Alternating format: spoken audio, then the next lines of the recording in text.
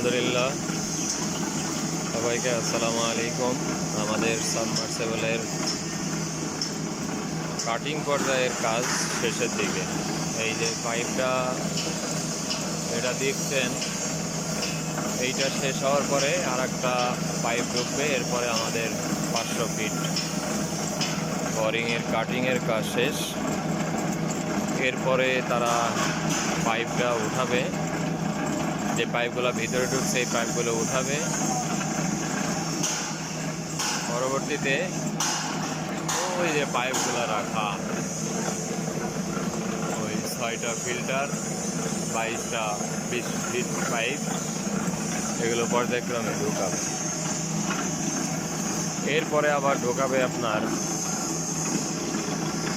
1.5 ইঞ্চি delivery pipe, এটা সহ motor নিচে ঢোকাবে ইনশাআল্লাহ। আল্লাহ যদি রহমত করে আজকে রাত 10টা নাগাদ প্লাস্টিকের পাইপগুলো ঢুকবে ইনশাআল্লাহ। ওরা কাজ করে যাচ্ছে বিরতিহীন এবং সুন্দর মতো কাজ শেষ হবে ইনশাআল্লাহ। দোয়া করবেন সবাই, যারা টাকা পয়সা দেন নাই এখনো, সবাই টাকা পয়সা দেওয়া শুরু করেন। এই পাশে ওই যে যেটা ওখানে পাইলিংয়ের কাজ হচ্ছে, ওই পাইলিংয়ের ব্যক্তি আমাদের এইখানে পাইলিং করবেন।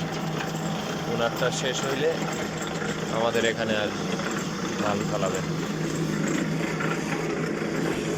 পাইলিং শুরু করার আগে অনেক মালামাল কেনার ব্যাপার আছে, পাথর, বালু, সিলেকশন বালু, রড, সিমেন্ট, আরও আনুষঙ্গিক আরও অনেক কিছু।